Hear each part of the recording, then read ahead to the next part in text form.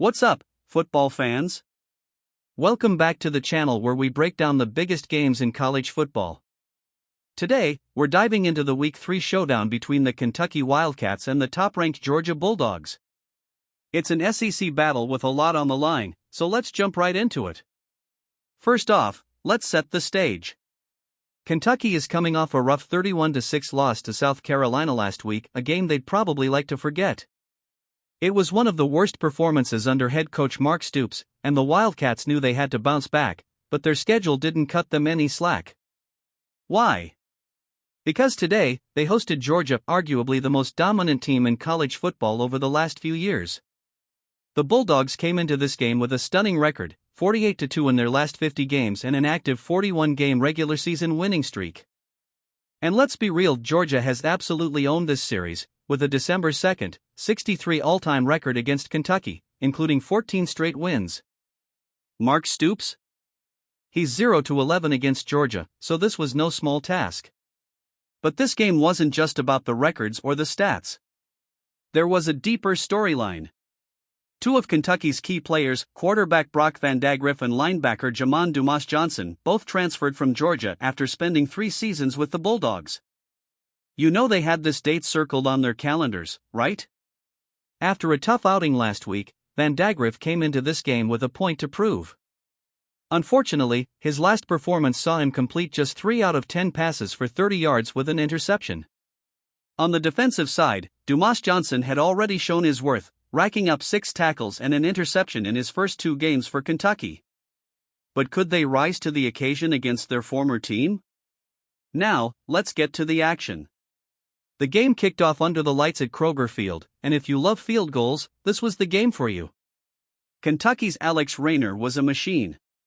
He nailed a 55-yard field goal early, setting a new school record for the Wildcats, giving Kentucky a 3-0 lead. But Georgia didn't waste much time, responding with a touchdown from tailback Branson Robinson, punching it in from the 3-yard line to take the lead. Then it became a kicker's duel. Georgia's Peyton Woodring hit a 30-yard field goal, but Rayner wasn't done either, knocking down another from 40 yards to keep Kentucky close. By the end of the half, Rayner added a 32-yarder, but Georgia capitalized on a Kentucky turnover to add a 34-yard field goal of their own. It was 13-9 at halftime in favor of the Bulldogs. One of the biggest plays, or should I say, almost plays, came midway through the second quarter when Kentucky strong safety Zion Childress appeared to snag a pick-six. The stadium erupted. But hold on, after review, officials ruled the pass hit the ground. No touchdown for Kentucky, and that could have been a game-changing moment. Later, Kentucky had another setback when Vandagriff fumbled the ball, giving Georgia prime field position.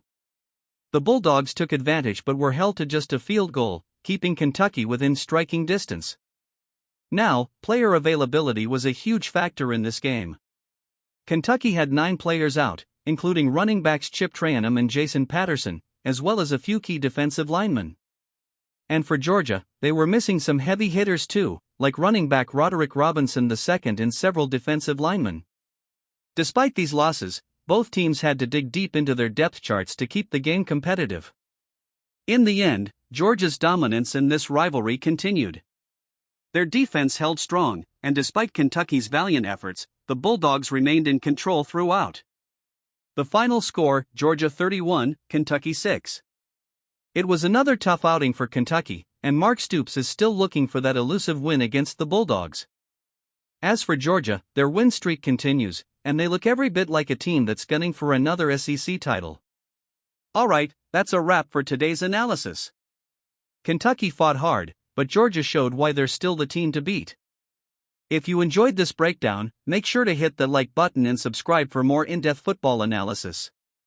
Drop a comment below on what you think Kentucky needs to do to bounce back, and what are your thoughts on Georgia's continued dominance. Thanks for watching, and I'll catch you in the next one.